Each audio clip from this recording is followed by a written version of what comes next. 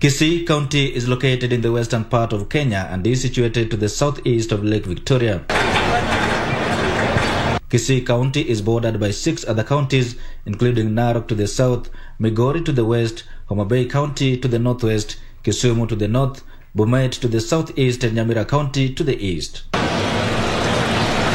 Based on the 2019 population and housing census, the county 045 has a population of 1,266,860 people who are accommodated within 9 constituencies, 9 sub-counties and 45 electoral wards.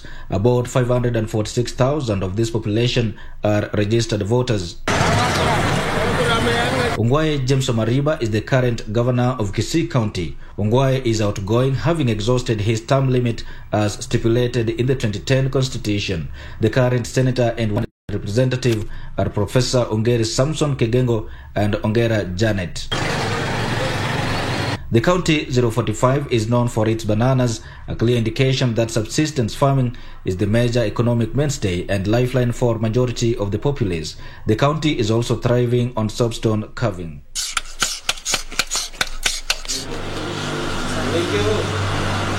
The high population density means that the business community does not enjoy good working conditions due to lack of enough space. They now want the incoming regime to establish an industrial park as the topmost priority. Gavana Ongwae katika upande wa miundo msingi tunaweza mpatia angalau idadi fulani, ameweza kujaribu kuanza shughuli, lakini kuangalia kwamba katika haswa upande wa biashara tukisema kwamba kama sisi wafanyabiashara tumelia sana, sababu kumekuwa na changamoto, mvua, mafuriko hapa na pale.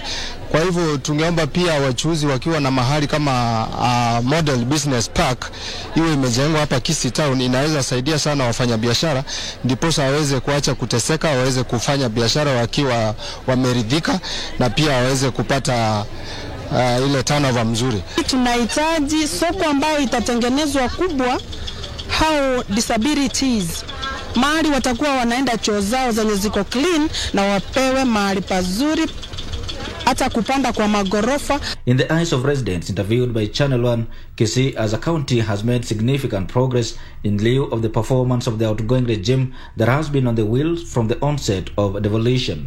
Ugatuzi ulipoingia, matarajio ni mengi, na tunajua serikali wakati ilikuwa inaanza, wakati ule ikiwa changa 2013, tunaelewa kwamba miundo msingi ilikuwa inahitajika kama barabara, maji wepo na facilities tofauti tukianzia. Kwa hivyo jambo langu mimi ningesema kwamba Gavana Ongwae katika upande wa miundo msingi tunaweza mpatia angalau idadi fulani, ameweza kujaribu kuanza shughuli. Mahali penye tunafanyia biashara alitutengenezea hapa chini, juu tulikuwa kwa matope. Ma streets zingine zimetengenezwa kidogo, lakini hiyo pia Kisii Town imegrow. First term walifanya kazi nzuri sana, barabara zilikuwa nzuri, lakini second term ni kama waliregea kufanya hiyo kazi. However, physical planning of the town center, provision of basic human needs such as clean water as well as hygiene remain a nightmare for most residents. Mji wetu wa Kisii Town ukiangalia vizuri, uchapangwa vizuri, iko na challenges kwa wafanyabiashara.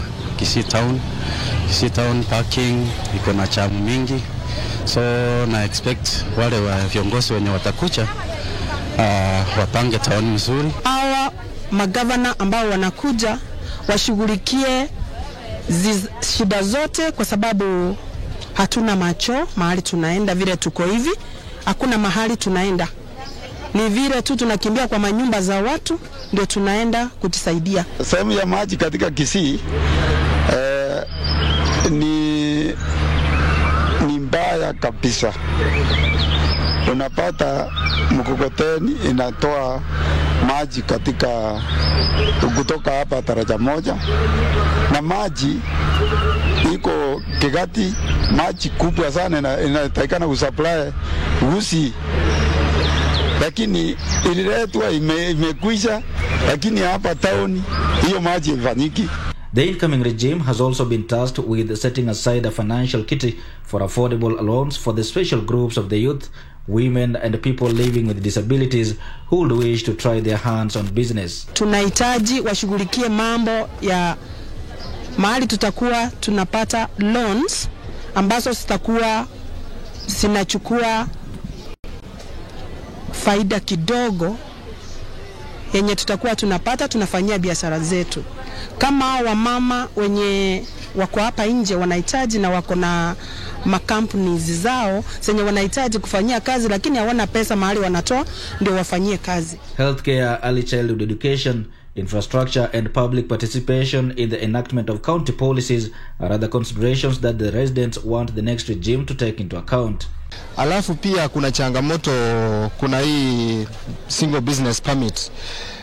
Ningesema kwamba governor anayekuja, kuna issue aswa inasumbua wachuuzi wengi hapa Kisii.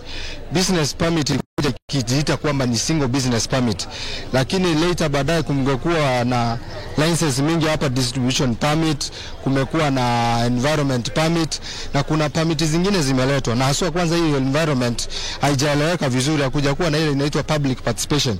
Kwa hivyo ningeuliza kwamba ni vizuri serikali inayokuja, governor anayekuja hazingatie. 7 candidates are set to battle it out for the Kisii County top seat.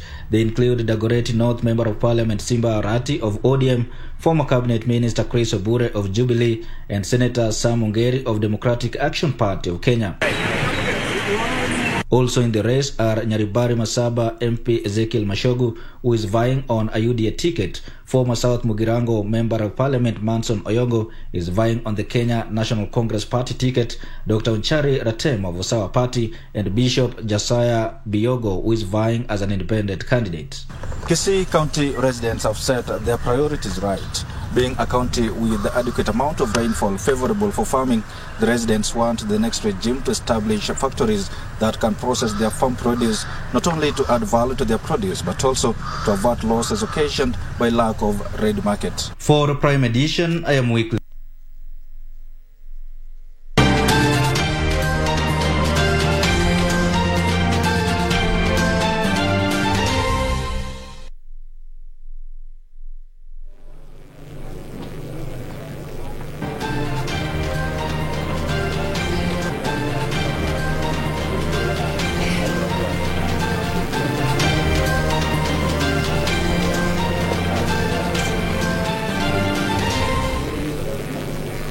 Good evening and welcome to the Kisii County gubernatorial debate. It's County 045. Tonight, 4 candidates will be sharing this platform to elucidate their vision for the more than 1.3 million people who call Kisii County home. And that is our conversation tonight as we talk to the 4 gentlemen. Already the ones I have in studio are 2. We'll be engaging 2 more. For now, let me bring in Nancy Okware, who will be handling the audience. Nancy.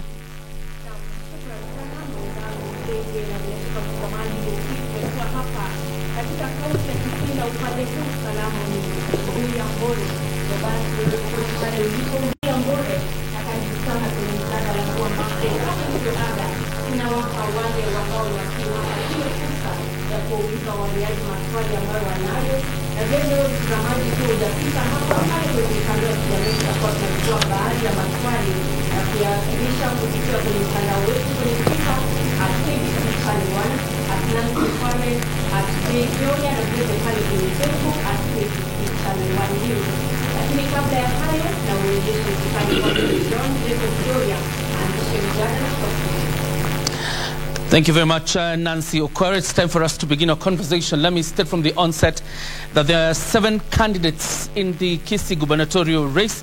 We extended our invitation to all of them. 2 are already in. We have Bishop Reverend Josiah Onyancha, an independent candidate who is already in studio with us. We also have Ratemo Nchiri of Usawa Party. We expect Professor Sam Ongeri of the DAP Kenya Party and the current Senator of Kisii County. We also expect Ezekiel Mashogu, the current Member of Parliament for Nyaribari Masaba, and the candidate for the UDA Party on this platform. And once they come in, we will be engaging them. Dr. Chris Obure did not make it to the show, same as Manson Oyongo Nyamweya and Simba Arati of ODM. But for now, we'll kickstart this conversation. The basic rules are each one of you will have 2 minutes to answer the questions posed to you. If you're mentioned and you need to do a rejoinder, you'll have 1 minute to do a rejoinder. Now, for the audience, we will not clap, we will not jeer, we will not cheer, unless I tell you to clap or to applaud the guests tonight, so that we give these people an ample time to respond to the questions about Kisii County. We are live on YouTube. We are live on air, that is KBC Channel 1, as well as on Twitter and Facebook, and also live on Minto FM, our Kisii the vernacular outlet. All of you are welcome. You can applaud the guests, ladies and gentlemen. So, to begin this conversation, it is important that we talk about each one of you and their political ideology and why you think it is most important for the residents of Kisii. I will start with you, Bratemo Onchiri. What is your political ideology and how will you fuse it with your vision for the people of Kisii? Okay, thank you, Mr. John. Thank you, KBC. And thank you, Kisii Canvas, for this opportunity you have given us for the first gubernatorial debate. And at this moment, as we... Go ahead. Prof.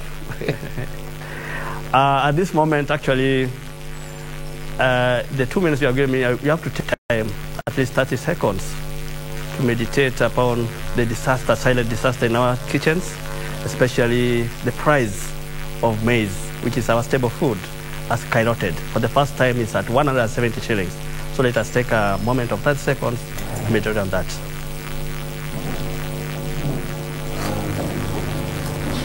Is that it? Thank you.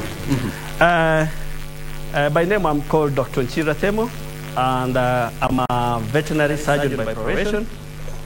I'm a farmer by occupation, and at the same time, I'm a rider, border rider by occupation. I can say that I'm privileged to be the best candidate who has known Kisii. Basically, every rural road, I've trespassed it. And I know what Kisii entails and the challenges which is there. So the only solution for Kisii people, which inspired me to vie for this seat, is that let us go back to our farms. In Kiswahili, we say turudi shambani.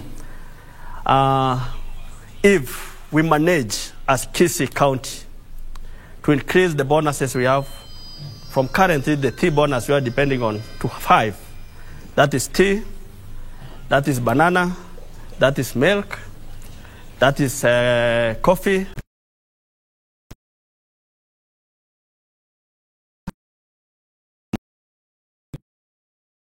Back to the chamber.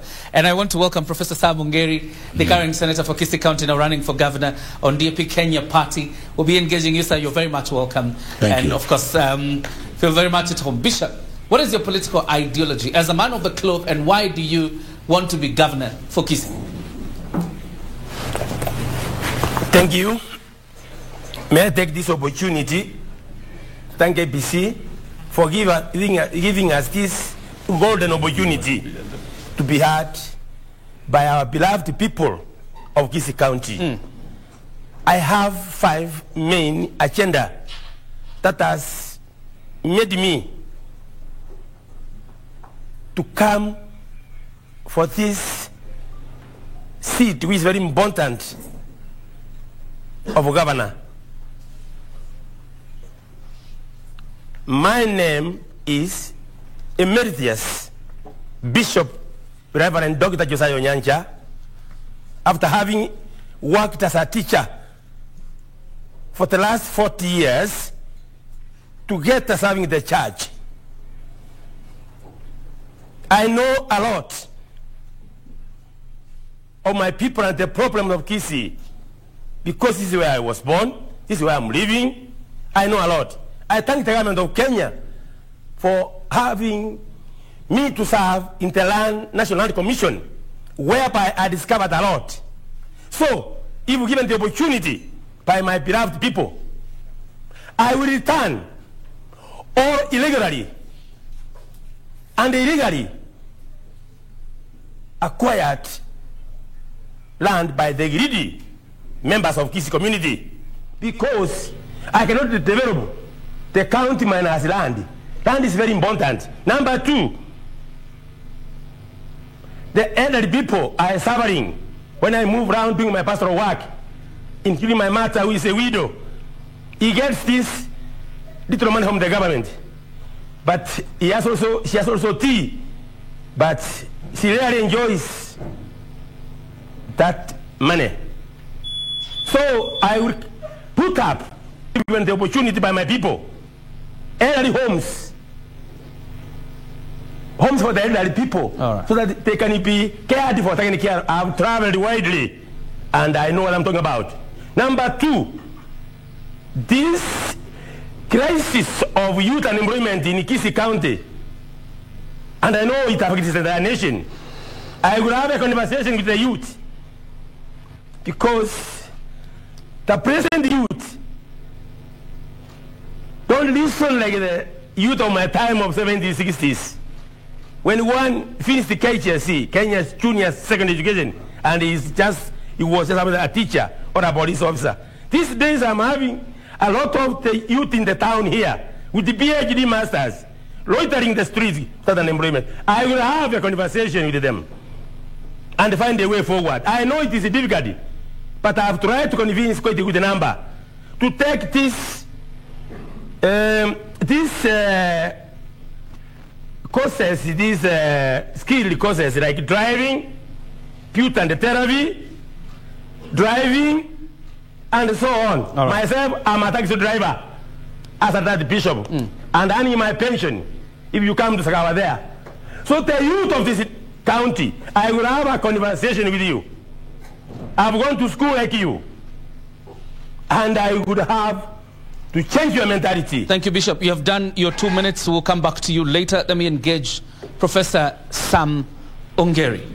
As a man who has been in politics for quite some time and served in senior positions in government, and now the senator of the county of Kisii, what is your political ideology, and how will you fuse it with your vision for the people of Kisii?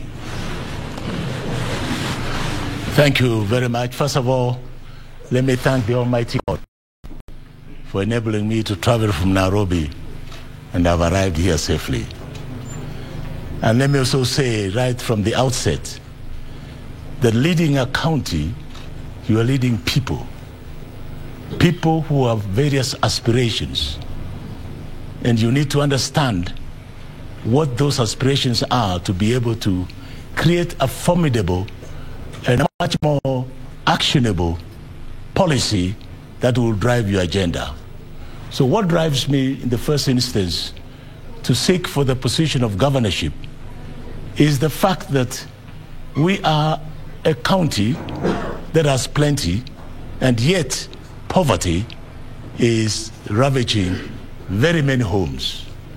And therefore I intend in every sphere of life to empower not only the youth, not only the women, not only the elderly, not only the agricultural society people, not only the Juakali, not only the border, but many other sectors of society, so that they are empowered with skills to be able to do things on their own.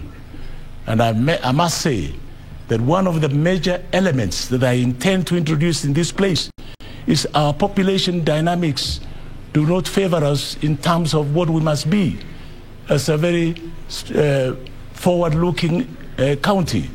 Therefore, I intend to be able to create manufacturing sectors in the society to be able to help, first of all, creation of employment, secondly, be able to create skills that are relevant for the society, and also being able to do manufacturing both for the local consumption and for the regional consumption. All right. And I will expound much more when I have the second round. Absolutely, we'll give you the second round in a bit. Let's talk about Kisii Town, the headquarters of this county. Planning and congestion. There's a problem of sanitation and planning in this town of Kisii. Onchiri, if you're elected as governor, what is your plan in terms of ensuring this proper sanitation and the eradication of congestion in the town? Okay, thank you, John. First, we need to understand the root cause of all this. The current sewage system that we have was made early 50s. and has never been extended since that time. If we can look at our town, it is expanding, but the sewage is the same since 1950. So we have a very simple solution for that. With technology and our youths who have engaged in this, first and foremost, we need to extend this sewerage system to the estates. That is Jogo, Mwembe, even as far as Minyinkwa, and the Milimani, so that they can be connected to the main sewer, which is only in town. From there, the major challenge that we have is the collection and disposal of this sewerage system, which is currently the solution for this, given the mandate being a governor of this county, is very simple. With technology and our youths who have embarked on science and employing professionals in this, we can convert that sewer in Riana to two things. The sludge that floods in Riana can be converted into charcoal. It has been done in Kisumu, it has been done in Naivasha, and this charcoal is odorless. So that's for green energy. And the few smells that at Riana people, if we plant enough trees around that place, it will do well oxygenation and fresh air. So the challenge that we have with Riana people is that they are saying this sewerage is smelling and causing other disturbances. We have to reward them. First and foremost, given the mandate as a governor, by October, I have to take them for benchmarking to Kisumu and Naivasha to see how this treatment is done. And now once we approach that way, we bring the companies which are in charge. That's employment for the Riana people. And the employment, as per the study, the current sewerage in Kisii County the sludge is harvested every 3 months. And that one can make a charcoal that can sustain Suneka market for a whole month. Right. So you can see the mass of jobs that can be created in Riana. You can see the mushrooming of businesses that can be created in Riana from the sewerage treatment. All right. So your 2 minutes are over. Thank you. Bishop, your plan for sanitation and the end of congestion in Kisii town. Thank you, my brother, for asking me such a nice question. After having served in the National Land Commission, right now, the people of Kisii and even those who are seated here, Kisii is not a town, it's a shanty. You walk to all rivers of Kisii town. The riparian land has been grabbed. The west places have been grabbed by the elites of this community. I recommended, or we recommended, when I was working as part-time commissioner, the riparian land, the law must be followed the latter. The present leadership has failed. The first thing I will do when I take office, God willing, and these people give me the mandate, I will follow the law. All of those structures which have not followed the right procedure will come down. As per the law, right now, you go to all rivers, including Kisii town, here. Story building have been erected inside the river. And the raw feces is just streaming down our river. Go back to your stand, Bishop, all right. And the present leadership. Yes. And the present leadership. Yeah. Our Kisii University here did research and they gave a report. The report has not been implemented. As a man of God, I will implement the law to the radar. All right. And these structures which I built all over, I will involve experts, engineers, to have story building underground and going upwards. So Kisii is a terrible place. It's a dumping ground. Recently, they sold the dumping place and they have taken all the rubbish in Tieko. Thank you, Father Nyanga, who has gone to court, and I'm supporting him. We want to restore Kisii to be a town, a town. The president is watching when our people are dying. I will implement that one. Land grabbers, the first day in office, I will implement those things as a man of God. All right. Thank you. Thank you very much, Bishop. Quite passionate about, restoration of the glory of Kisii Town.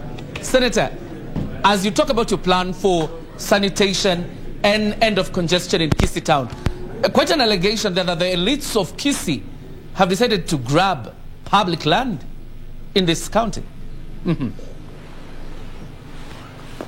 That's a very, John, that's a very loaded question.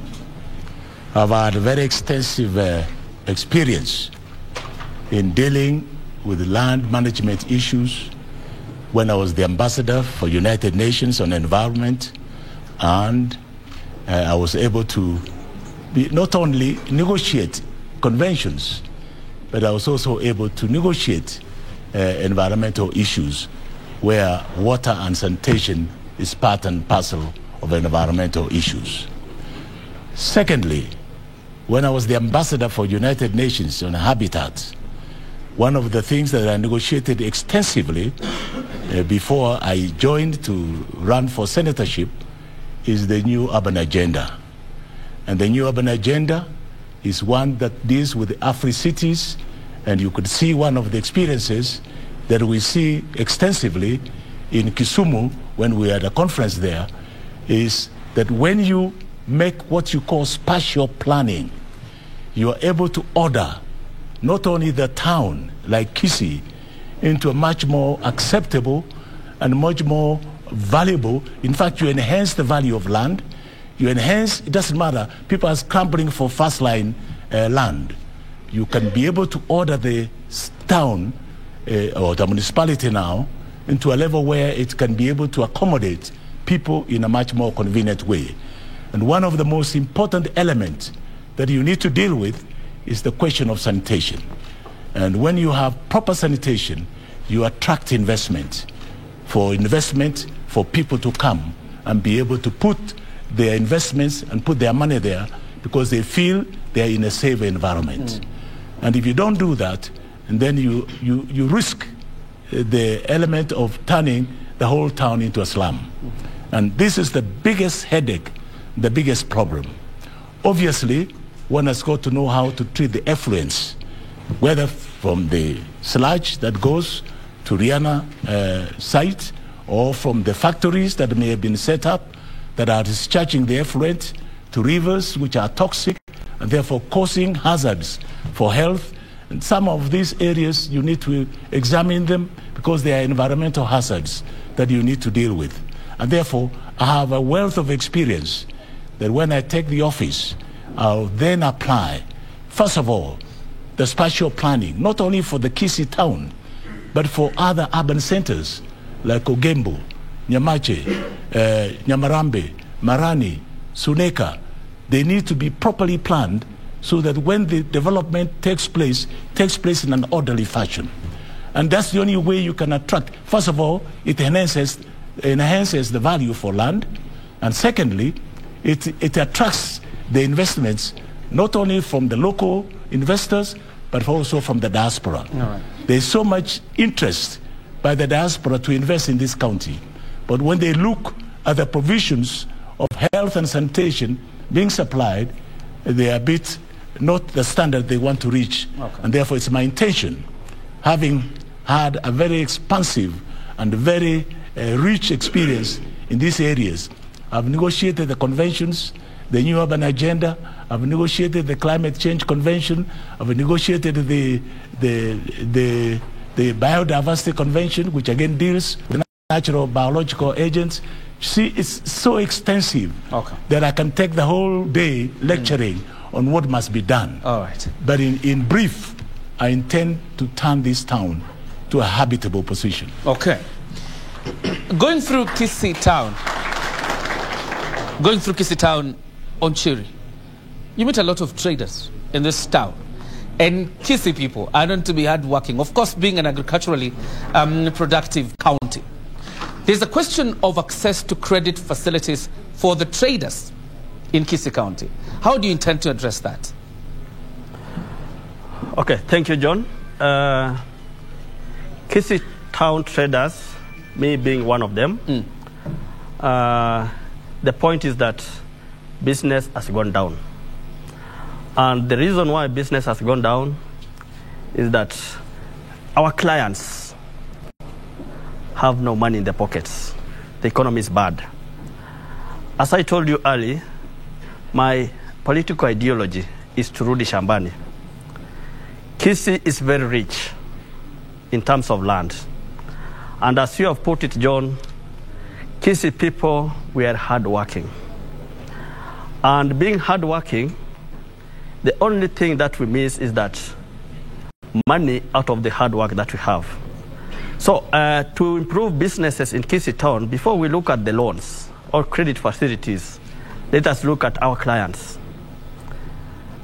By empowering these farmers, as I said earlier, by having 5 bonuses, 5 pays every month, and 5 bonuses every end of the year, you can see the mamambogas, the farmers moving around, trying to utilize the money they have got. So the first thing I can do for my Kisii people is that increasing the purchase power of our clients. Once the purchase power has been increased, now the business can boom well, and we can easily access the loans from various institutions. But let me take this approach for the loans. When you access Kisii County, the one institution that is the largest is not Mwalimu Sacco. It's not salaried people, but it's an institution of border riders, of which one of them is me. We are 120. So by putting these border riders and strengthening their circles, I'm very sure by end of 5 years, we'll have Kisii border Sacco doing loans to traders, doing loans to employed people more than Mwalimu Sacco. Thank you. All right. Bishop, access to credit facilities for the traders of Kisii County or people doing business in this county. I wish you could have extended your question to cover farmers. Go ahead. They're also traders. Surely, how I wish the framers of our constitution did a great mistake to have devolved agriculture. They did societal job. Agriculture should not have been developed and healthy. And I call upon men and women of this country to reconsider even going for a referendum to take back these 2 dockets. Agriculture in Kisii is totally dead. Agriculture should be looked at like a business. Now, how can farmers improve their yields if the extension officers never visit the farmers? When these developed units came into being, agriculture died. The new leadership which took office in Kisii in particular, you ask any farm around it, they will tell you they have never seen an agricultural extension officer. The current leadership employed quacks instead of employing experts. When I take over, I will employ experts in the agricultural sector, animal husbandry, and they will do it. I interact with the people every day. They wish agriculture remained the national level, because a country without food sufficiency, that is a dangerous. That is a timed bomb. So there is no agriculture currently in Kisii. So first we empower farmers by giving them education. From there, then we will talk about how to give them loans. But currently, they have never seen for the last 10 years. The people who have been given a responsibility in the agriculture sector, they don't know anything. I'm talking to experience, and I know what I'm talking about. People who are managing agriculture. We had our school, our very new school here, when I was a kid in primary, 1965.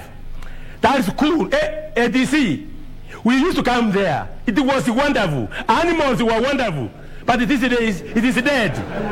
Go there. It is no longer there. So first, before talking of giving loans, we must empower farmers by giving them the right skills to rule people who are knowledgeable.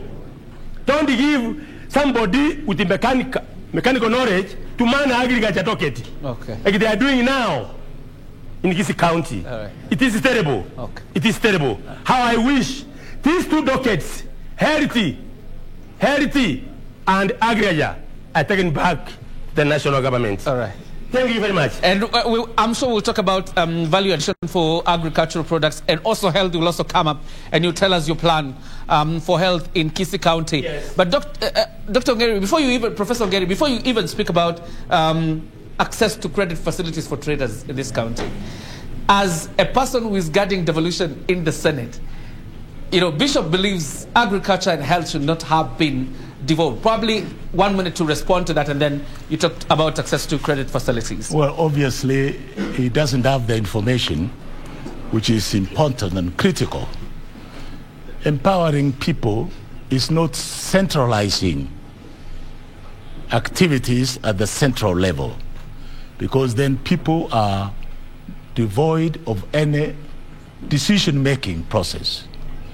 And when we decided, and I remember I was a member of Serena team, and we proposed, when we were thinking about the new constitution, then one of the elements is to be able to empower people by devolving specific units to the county governments to be able to make decisions, from wananchi to make decisions on their own.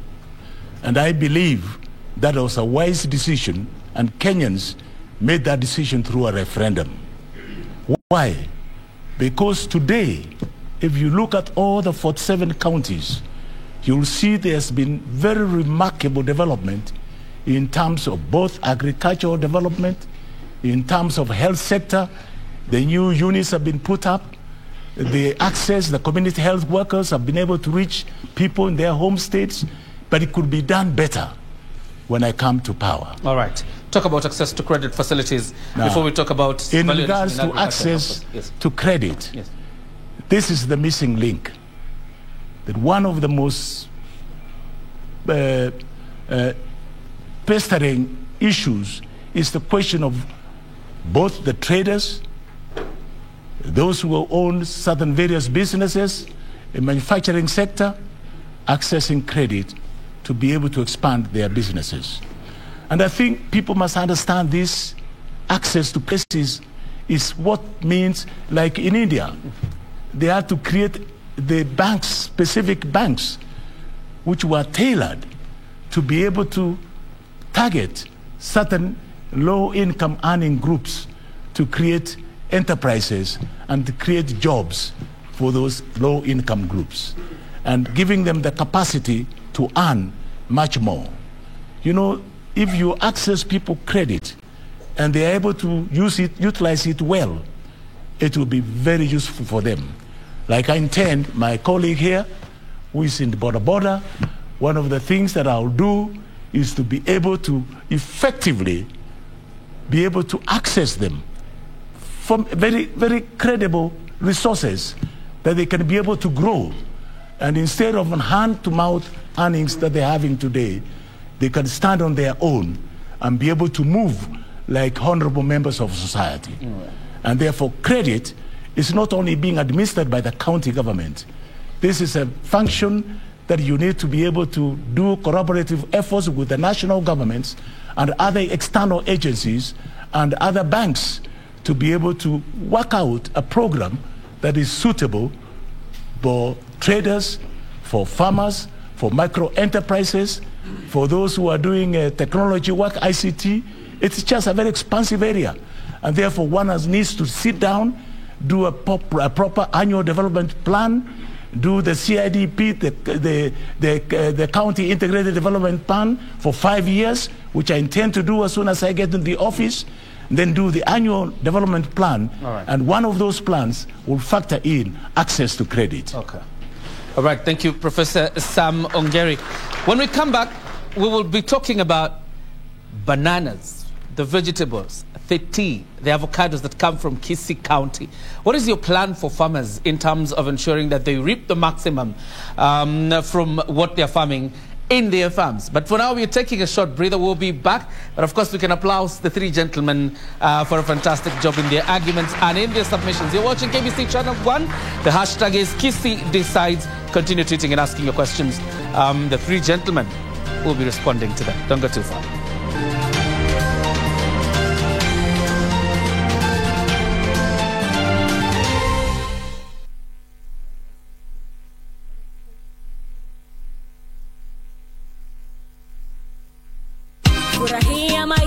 Boresha maisha na bima. Maisha hayatabiriki. Huenda kukawa na panda shuka. Iwapo utashindwa kulipia bima yako malipo ya kila mwezi, usiwe na wasiwasi.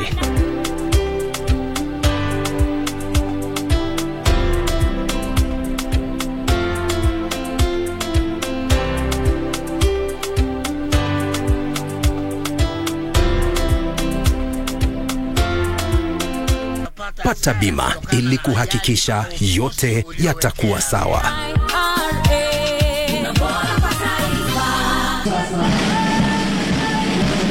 The National Youth Service will hold its pass-out graduation ceremony this Friday, 10th of June 2022. His Excellency President Uhuru Kenyatta will be the guest of honor during the pass-out parade to be held at NYS Training College in Gilgil, Nakuru County.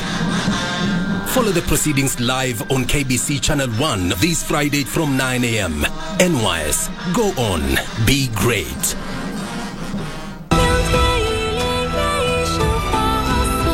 Master, in your eyes, I'm just an ordinary fox, right? But I'll tell you the truth. I'm a nine-tailed white fox. As long as he becomes our king, the Heavenly King will accept our surrender and spare our kingdom.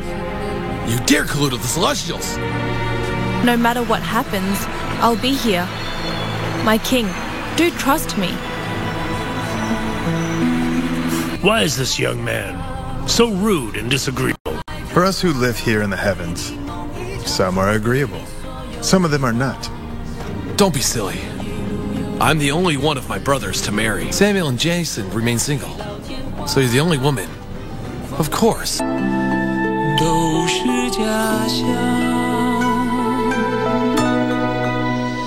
Top sports attractions on KBC Channel 1. In July, Kenya Morans face off against the DRC, Egypt and Senegal in the FIBA Basketball World Cup African Qualifiers in Alexandria, Egypt from 1st to 3rd of July 2022.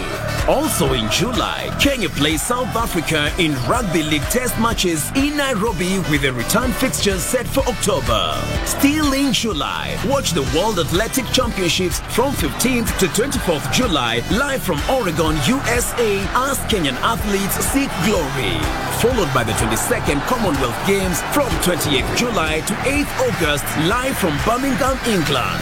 In August, join our coverage of the World Athletics Under-20 Championships from the 1st to 6th of August 2022 from Cali, Colombia. Then in November, catch the World Half Marathon Championships on 13th November from Yangzhou, China. Now that's what sets us apart as KBC Channel 1, your true sports partner.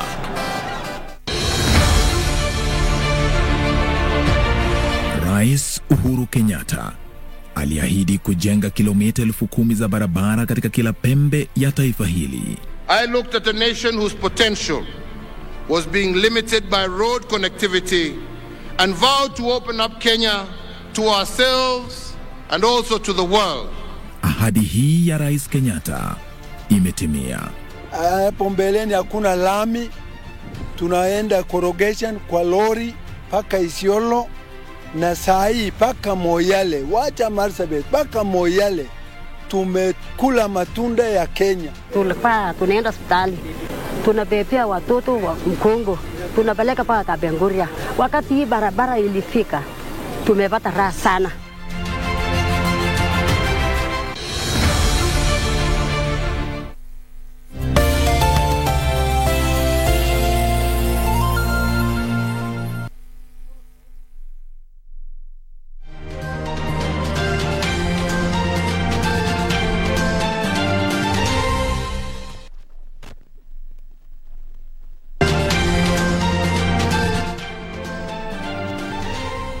And welcome back. You're watching the Kisii gubernatorial debate. It's the 4th edition of our gubernatorial debates going round the country. We have 3 candidates on set. Professor Sam Ongeri of the DAP Kenya Party. We also have Onchiri Rotemo of Usawa Party, as well as Bishop Josiah Onyancha, an independent candidate. But for now, let me throw it to Nancy Okware to pick a few questions from our audience tonight. Nancy? Naam, shukran sana JJ. Kwa kweli mtazamaji, mengi yamesemwa, lakini kama ilivyo ada ni kwamba aliye na usemi wa mwisho ni mpiga kura anapoelekea pale debeni, na hivyo basi tunawapa baadhi tu waulize maswali kwa wale wawaniaji ambao wamewasili leo hii. Na tukianza naye, ulikuwa umeinua mkono, utasimama tu tueleze jina lako na swali lako ni lipi. Nitakushikia. Okay, thank you John Kiuri, and thank you Nancy Okware. My name is Jobo Yugi, a resident of Kisii County. My question goes to Professor Ongeri. Okay, the residents of Kisii County feel that as a senator, you have failed to oversight the current county regime. So if you have failed to oversight the current county government, how are you able to step up to the seat of a governor? All right, thank you so much for your question. Tutachukua swali lingine kisha kwa kuhusiana na masuala ya kijinsia nitaelekea upande wa nyuma kupata kina dada. Tuanze tunawe, jina lako na swali lako ni lipi leo hii? My name is Paul Mongare, and my question goes direct to Professor Sam Ongeri, being that you are the senator of Kisii County. And this is the question. I have seen what you've explained to us as the citizens of Kisii, and I'm asking this: what is this that is making you to feel that you are the best candidate fit for this governorship? Thank you. Naam, shukran sana kwa swali lako, na bila shaka litakuwa linajibiwa baada ya muda usiokuwa mrefu. Tueleze tu jina lako na swali lako ni lipi leo hii? My name is Lillian Gisesa, and I have a question to all the candidates. Information is power, and I know the library function was devolved to the counties. What do the candidates have as far as libraries are concerned? Because when we talk of agricultural information, we talk of environmental conservation, we talk of so many other issues.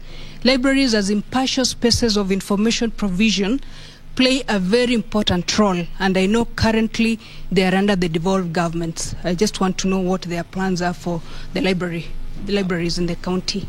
All right, thank you so much. Your question has been noted. Your name and your question tonight. Good evening. My name is Vivian Omariba. I am currently Miss President Kisii County. Miss President is a program that airs on KTN that seeks to empower women to take up leadership positions. Now, my question is very intentional. I'm going to ask about gender equality.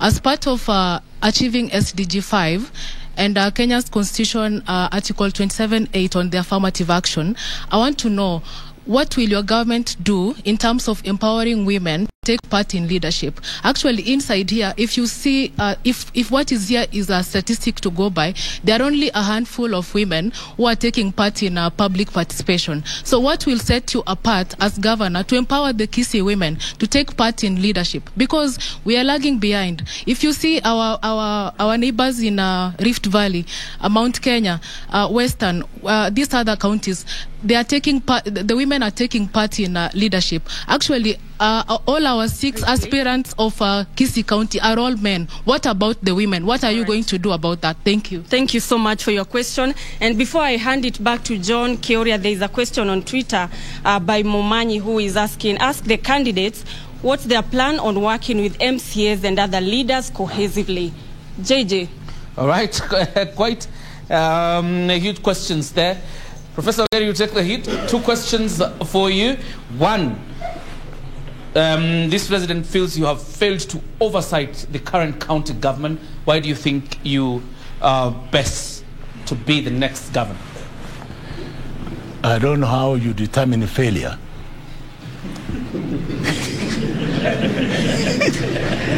Because the function of a senator, there are 3 functions clearly spelled out in the Constitution, Article 96. One, the oversight of the county. And the oversight means that when we go for allocation of funds at the national level, at the Senate level, we sit under Senate and we have what we call division of revenue allocation to all the 47 counties. That's the division between the national government and the county government. And when that is done, which we finished today, and we've been able to allocate 370 billion Kenya shillings to the counties, all the 47 counties. Before that, it was the function of, we only used to get about 310 billion Kenya shillings. And as Senate, we negotiated and we have been able to now get 370 shareable revenue. That's between the national government and the county governments. Up from 310 billion Kenya shillings to 370 billion Kenya shillings. There is the element what we call conditional grants. That's another element which is up to about 35, 40 billion, and therefore counties are going to get more than 400 billion Kenya shillings, which is a record time. The way we oversight these funds is through the Office of the Auditor General. There is an establishment, an independent commission, the Auditor General Commission, who comes and oversights the funds, who comes and audits the funds, and those funds, when they are audited, a report is tabled before the Senate, and we debate. And I've been a chairman, I've been a member, and the chairman of the Public Accounts Committee. That's when we interrogate the Auditor General's report, and we find out where there are mistakes, and we dish out penalties where there are penalties required, or we caution, or we do certain rectification. Senator, has there been an audit query that has come before you as regards Kisii County? Yes, they have come before me. What did you do? And they have defended it. You see, you must differentiate a senator. You are not a person who is going to, one of these people are going to be an agitator. A senator, you think reasonably, and you look at the facts as they present themselves before you. And I think when the governors appeared before the Senate, we have interrogated him, we have not spared him, and we've done our job. Now, there must be a difference between witch hunting and looking at the facts, and the only way you can deal with the facts is when they come through a commission which is established by law, and that's through the Office of the Auditor General. All right. Anything else beside and outside that, you are witch hunting. All right. Why do you think you should be the next governor? I think that's a question that also came to you in 1 minute. Yes. The reason why I should be the next governor, I have the experience. I now know I've allocated money to the county governments. I've looked at the way the money is being spent, and I feel that when I get here, I'm going to do certain innovations that will be able to enhance the use of this money to be able to reach out to the public and the various sectors that are planned for. Sectoral planning is very critical in this area, and obviously agriculture being a devolved function, health being a devolved function, and other facilities. The ECD element, early childhood education, is a very critical area that we need to develop now that we have a new curriculum, the competent-based curriculum. We need to prepare our children at the early childhood education programs so they're able to dovetail into the CBC smoothly without any headache. And of course we will interrogate some of those things further. Let me spread it out to you on Chile. This question on libraries, because information is power. Like Lillian says, spend 1 minute explaining to us what you intend to do with libraries in Kisii. As I said earlier, my government will entail professionals. And by culturing professionals, we have to culture the tendency of reading. It's unfortunate that currently the library we have is under national government and it's only one. So under my leadership, starting from the ECD classes, which is under the devolved units, those kids need to be empowered. So we need to have libraries, mini libraries in small schools, especially ECDs. And at the same time, for these guys who are in high school, in colleges, we need to have public libraries in every sub-county. That's my key agenda on that, empowering. Okay. Bishop, your vision on libraries?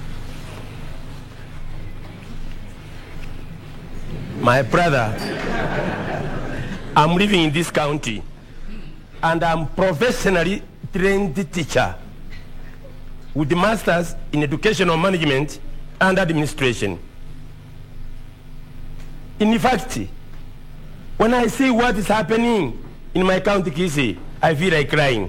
Right now, as we are talking, for the last 2 years, bursaries have never been given to our children simply because of corruption. As my brother Onchiria said, being a teacher, I know what it means to have a library in an institution.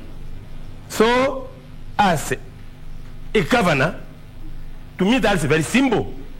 After having grown from a primary school teacher up to a university lecturer, that will not be a problem to me. I will make sure in every marketplace, in every major marketplace, in every 10 sub-counties, I will have a library.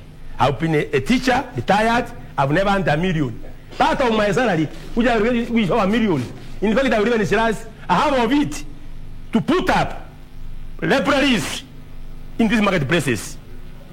There's a saying which says, you need not to use atomic bombs and long-range missiles to destroy a country.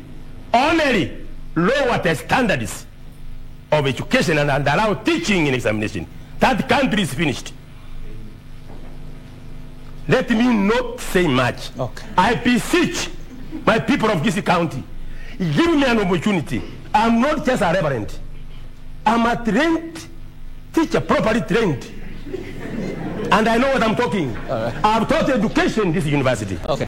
And that's our university. So, my people, give me an opportunity. I will serve you. I'm an old man, a man of God, a man of integrity. You will never regret. Right. Thank you. Thank you, Bishop. Professor Ongeri, you 1 minute to talk about libraries. In the digital age, library can take different forms.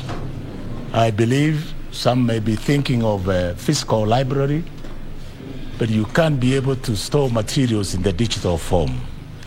And we're encouraging our young kids to be able to set up, to be able to access materials which are allowed through properly investigated and well set out curriculum, which has been developed through the curriculum development centers in the national level, Kenya Curriculum Development Centers. Therefore, libraries are a fountain of knowledge. Without a library, you are not able to access your children or anybody, including adults, to knowledge and information which is critical for development to the future. Therefore, I make it my business to be able to create very well set up libraries, both digital libraries and physical libraries, to help the young people to develop their potential and their knowledge, because that's part of my business. And I believe, as a doctor, as a professor in medicine, that one of the things one needs to do during the early age of a development of a child, that's when the brain is able to pick up a lot of things, and a lot of languages, a lot of information is stored, and they easily, if you are not able to give them the right inputs, they will get the wrong information, and you will have a child developing in the wrong way. And therefore it becomes a responsibility both of the county government, because the ECD is under the county government, And the responsibility of the national government to ensure that whatever libraries are being set up are the libraries that will be able to promote knowledge and access to materials that will be able to enhance their educational capacities. All right. On Chiri, the aspect of women participation in politics, and I'll add an extra one to it. How do you entrench public participation as a constitutional right in Kisii? Okay, thank you, John. Being a resident in Kisii and being a practitioner as a veterinary, I'm proud that I'm the only one candidate who knows every corner of Kisii, and I can say that Kisii County, women are more than men.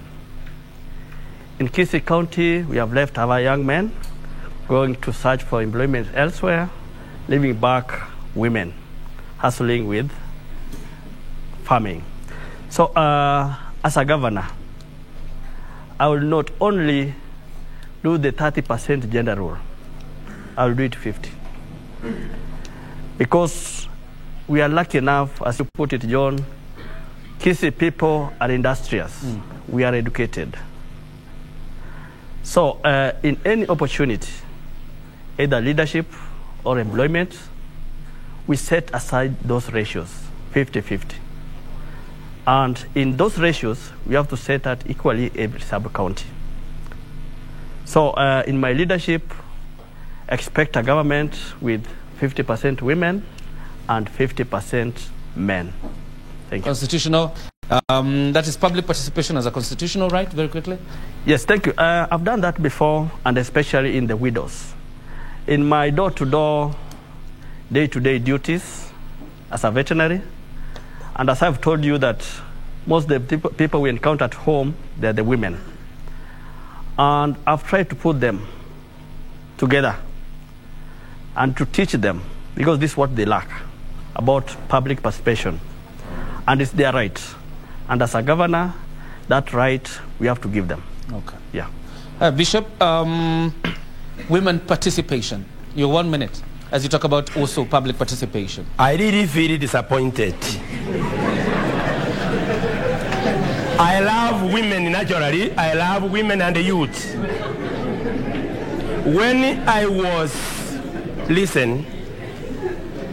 was thinking of entering into this noble professional politics, I did research. I'm a researcher by training. For 3 years, I wanted a woman or a lady to be my learning maid. And I wanted to be very, very, very open to you, my people of Kisii County. I wanted to get a lady from South Mogirango and Bonchari to be my running mate. And I had said this, it must be a lady of integrity. 3 years doing research, I'm a bishop, using my church members and other sources. I was disappointed. My dear ladies were asking me, Bishop, how much do you have in your bank account? Well, I found some good ladies. But when they gave me their papers were fake. So, when I was disappointed, I went for the youth. I was lucky to find a youth who is even not the age of my last born. From Ibeno, Yalibari Chache, who is teaching now at Kyogo, as a board teacher, earning 5,000. 28 and 10 years. It's not the age of my last born. I took that boy. He's now my running mate. When my ladies had disappointed me, when we were, I had ladies as gubernatorial candidates. They all disappeared. I don't know where they went. They were very many. Now, ladies, Paul and son, you are enemies of your own. Okay. However, we are trying, but they are not coming up. Now, I don't know. How can I assist? People are not willing to be assisted. Okay. Thank you. All right. Well, Professor Ongeri, your 1 minute to talk about women participation. Well, let me say I have tremendous respect for the women. Audience, kindly, let's allow. Let me say I have tremendous respect for the women. When you consider the daily chores that women go through, they bring us all, without an exception, men and women. And therefore, for me, I see it as an important function that at the family unit, they must also be involved in the social interaction, political interaction that happens at the county level and at the national level. And therefore, it's important that we create an opportunity in accordance with the Constitution that we involve women in regards to one-third gender rule in all aspects, whether at political level or at the executive level or at the public participation level or at the family level. And therefore, I recognize women. They play a very formidable role in society. They are the initiators of development. If you look around, they're the people who can withstand the scorching sun in markets to be able to sell and earn a living for the family.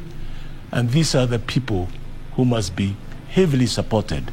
My government will have a bias towards supporting the women, because I believe when you support a woman, you support a family. All right. This is much more of a political and a governance question on how you plan to involve MCAs, or what will be your working relationship with MCAs if you're elected governor, Unchiri. Okay. I'm from Musawa Party, and I'm privileged to have 22 aspiring MCAs across the county, and I'm very sure they will be the majority in our bunge. So MCAs have their mandate of oversight and approvals of government projects. And the key thing which will be approachable for me is accessibility of MCAs to the governor's office. As a governor, I'll put in every ward governor's office, whereby I come and interact with the MCAs and understand what the ward requires or the community requires. In that, we have made a good relationship with our MCAs. And above all, I pray that Kisii people elect MCAs who are not gratonious, who are for the agenda of helping common mananchi, so that we cannot have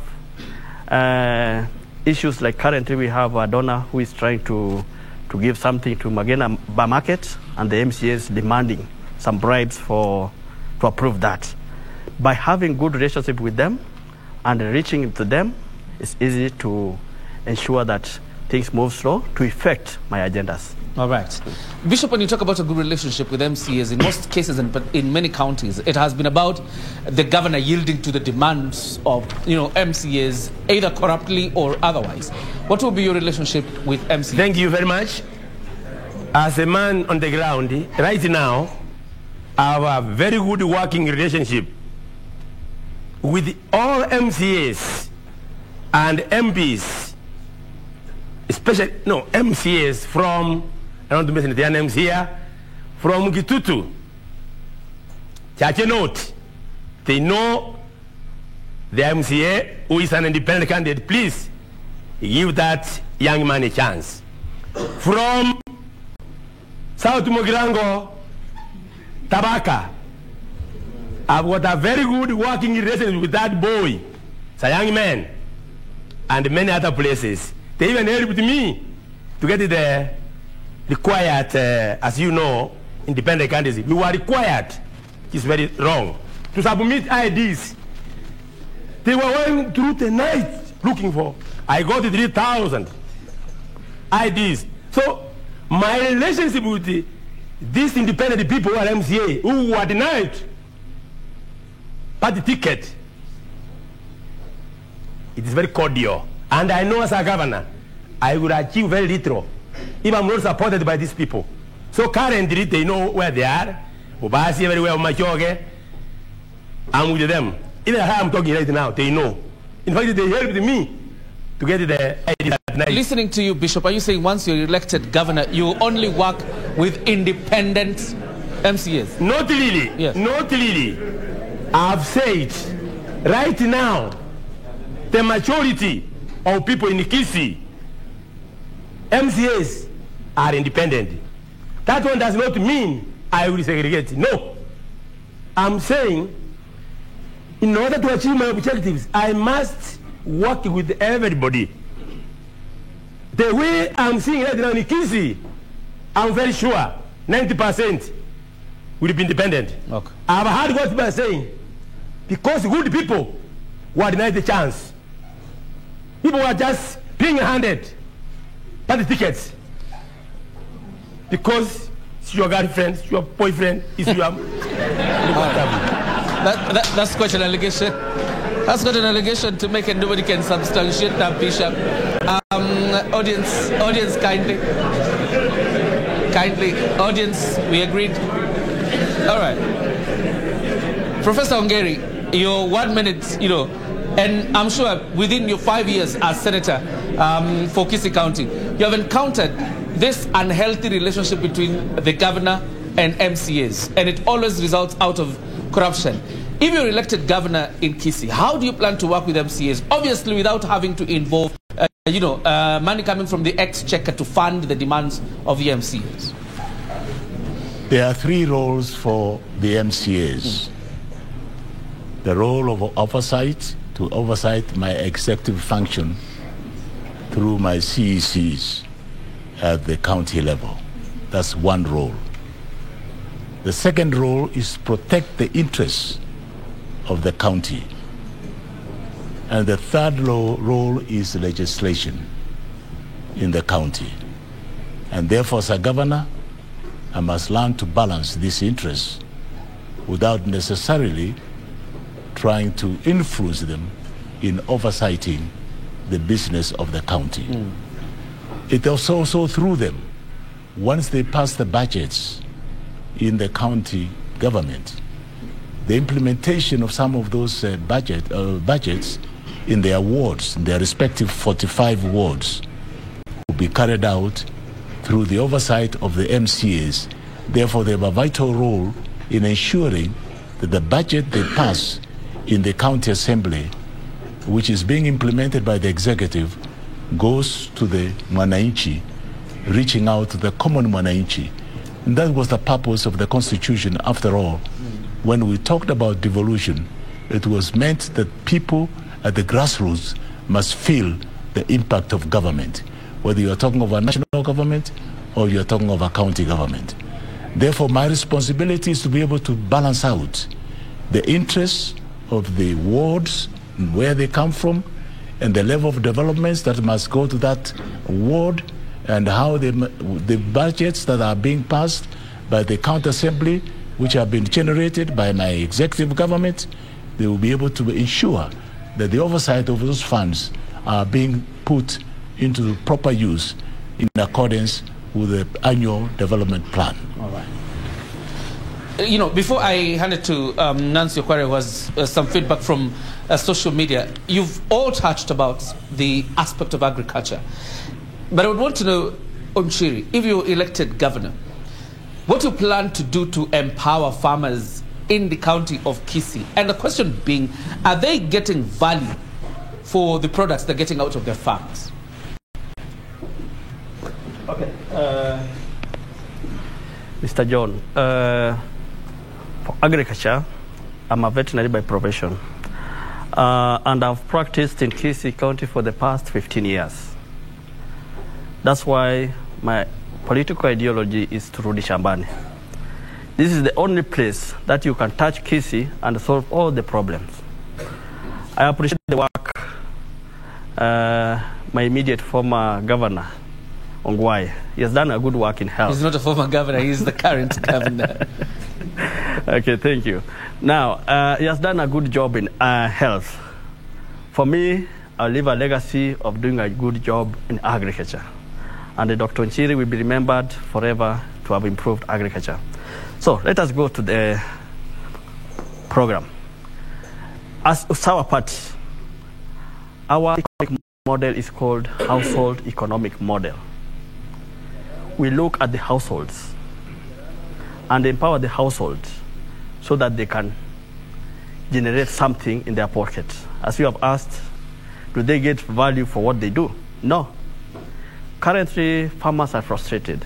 Starting from tea, coffee they have given up, bananas they are selling to hawkers, to brokers at a throwaway price.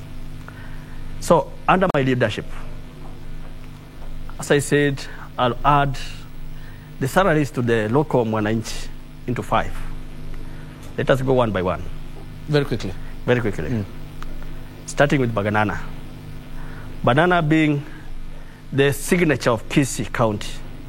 And from agriculture, we know, from the people of the professionals in agriculture, they say Kisii banana is the sweetest. In my administration, I will embark on the local banana we have, not the China one. And by establishing Kisii Banana Agency, which is equivalent to KTDA, which will have an oversight. Actually, recently we did a union in banana, around 6-7 months ago. And through this union, we can establish Kisii Banana Agency. And we put the headquarters at Kiumbu. Its mandate is to ensure to sell the banana of a Kisii person so that we can eliminate the brokers and cartels.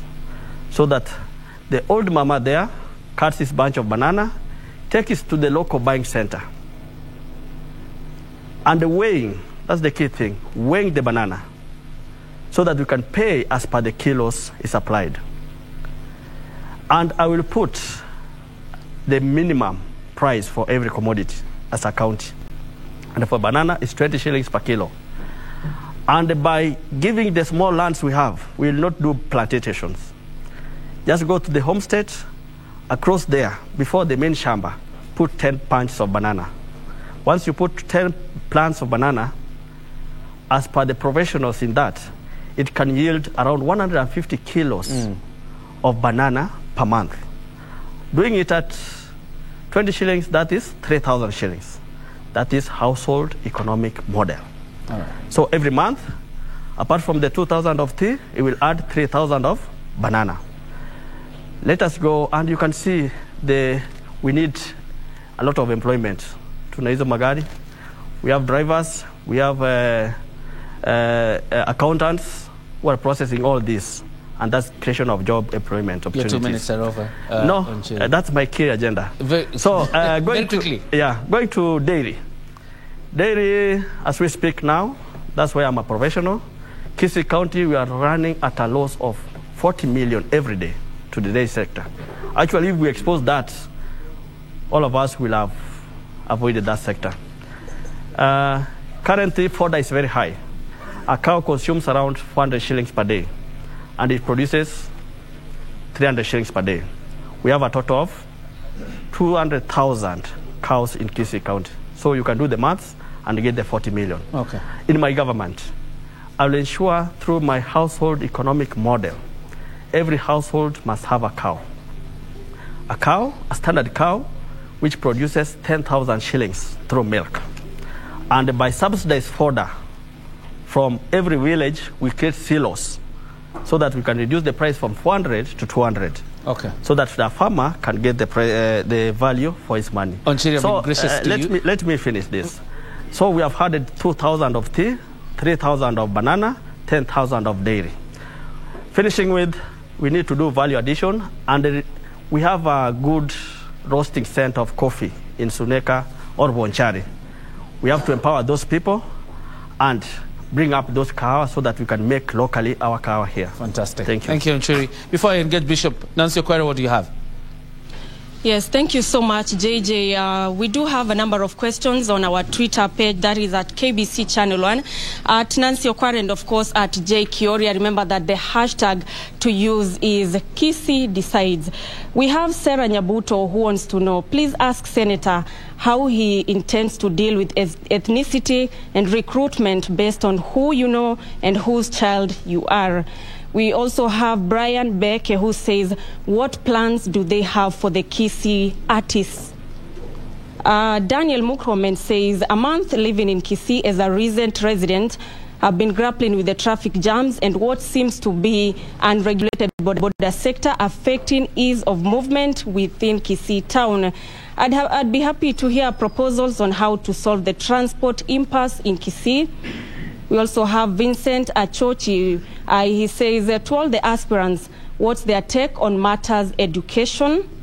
And finally, we have another one talking about 2 weeks ago, county staff demonstrated outside the county offices due to delay in salaries. Now, this paints a bad picture of an otherwise great county.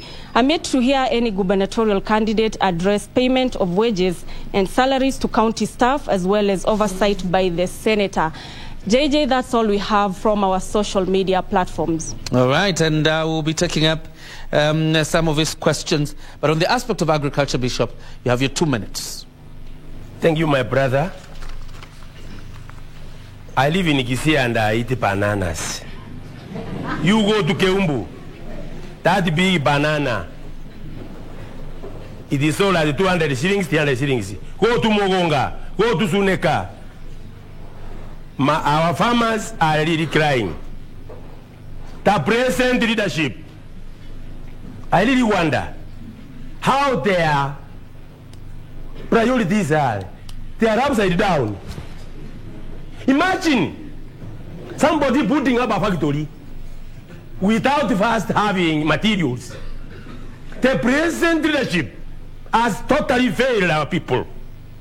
They have got the machineries there up there for avocado, for banana, but our farmers have not been given seedlings.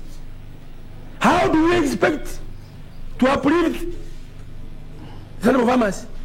What I will do, as I've said, in my government, come 11th or 12th, I will employ experts in dairy, in plants. The experts will work. And I know in Kisii we have these men and women. We have machineries there, avocado, sugarcane. What was out of Mugirango? You have been cheated for the last 10 years that the factory is there. Is it there? Is it there? It will never come. It will never come. I will implement it if you give me the votes.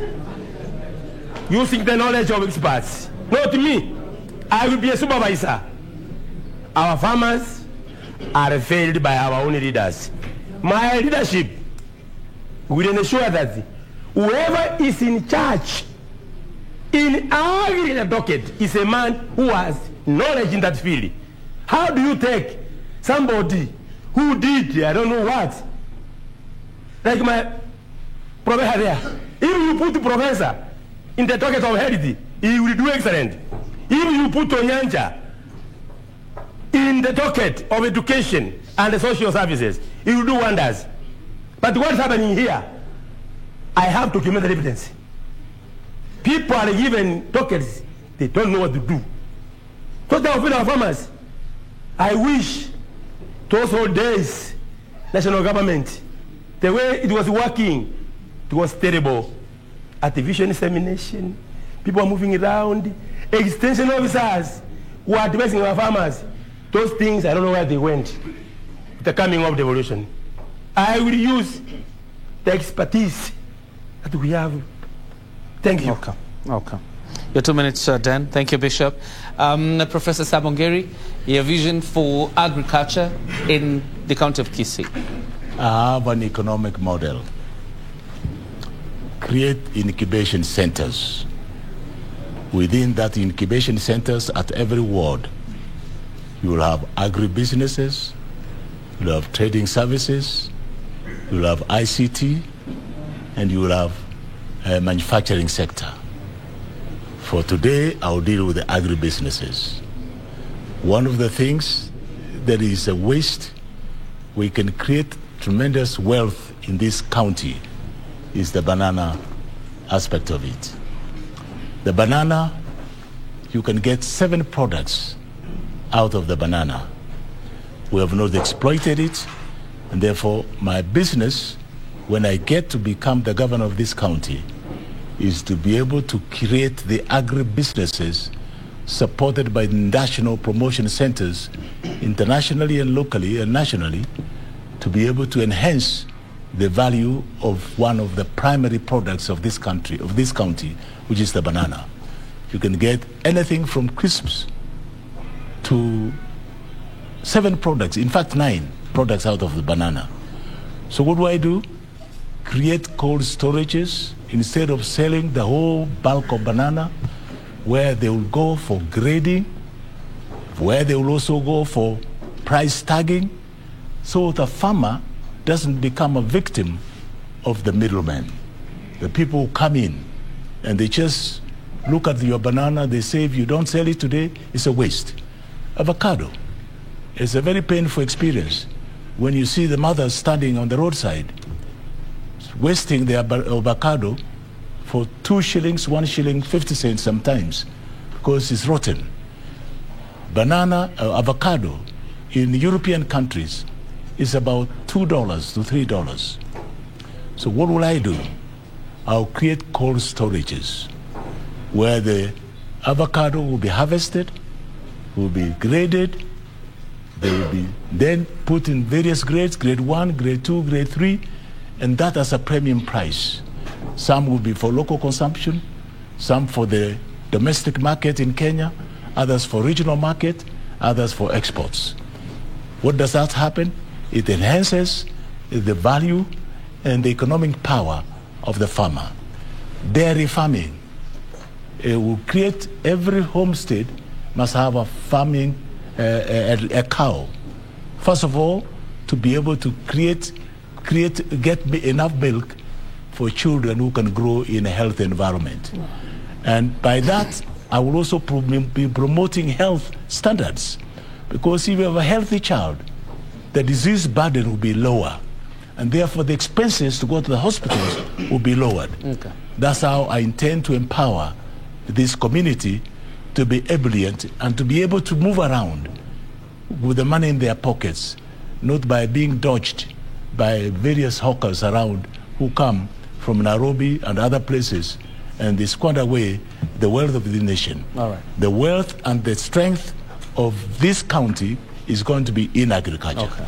Before we take up those questions that came from our social media sites, Kisii County has 32 community health units, 84 dispensaries, 28 health centers, and 14 hospitals, at least according to the Kisii County website. But there's the problem of provision of drugs and medical supplies. And number 2, dealing with malaria, diarrhea, skin diseases, as well as respiratory diseases, and the high infection of HIV and AIDS. How does your administration plan to deal with these things, Onchiri? Okay, thank you for that question. As a governor, I'll work with what is called preventive medicine. There's no need of a healthy working nation going to the hospital. I will minimize patients in the hospitals. First, as my learned friend here can attest to that, the act of having clean water in the homesteads prevents a lot of diseases. So as a government, I'll ensure that in every homestead we have tapped water.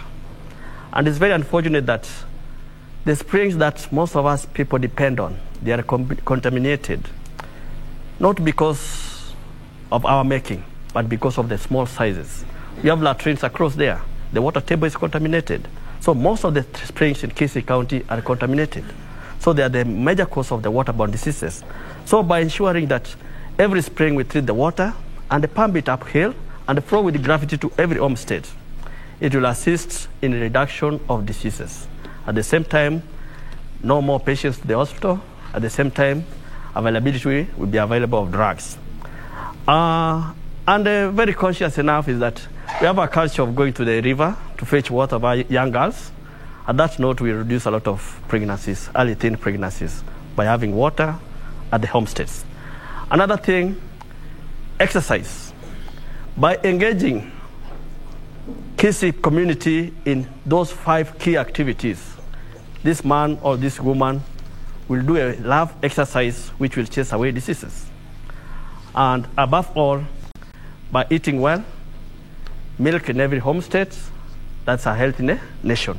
So in the aspect of drugs availability in the hospitals, is that we have only one challenge: no money available.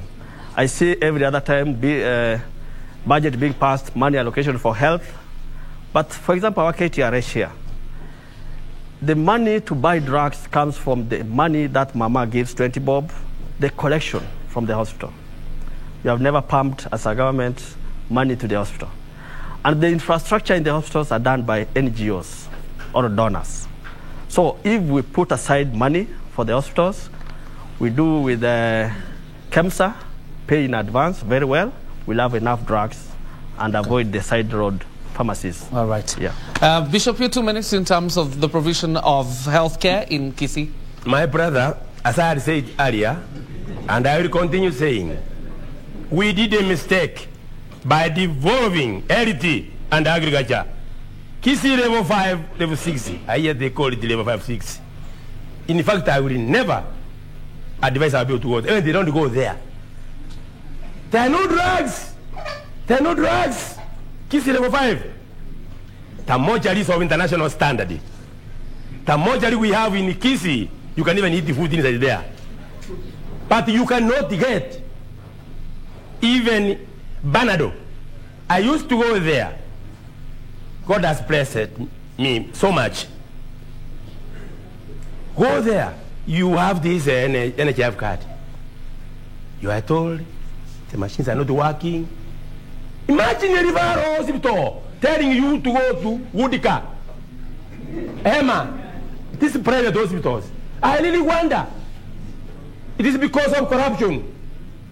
Those who are charged with the responsibilities, this top leadership, they are the tenders, they are the suppliers. And they are their own kiosks called chemists. That's the problem in Kisii. Ask even my mother. I transferred my mother-in-law, all my family members to private hospitals. You cannot get even a glove in Kisii. Why? So how do you intend to fix corruption? Yes. As a new governor, I will never tolerate corruption. Okay. And I've never in my teaching career and in my pastoral career, people know me, it is corruption. All right. I will reverse. Thank you very much. Asante sana. Professor Simon Ngeri, your manifest in terms of healthcare, your 2 minutes very quickly. One of the most expensive items in any family unit is the cost of healthcare. If you see the number of requests coming through by people, either to relatives or friends, is the cost of healthcare in trying to take a brother, a sister, a daughter, a son to hospital and procuring services from those hospitals. So one of the things that need to be done is to balance between the curative and promotive health.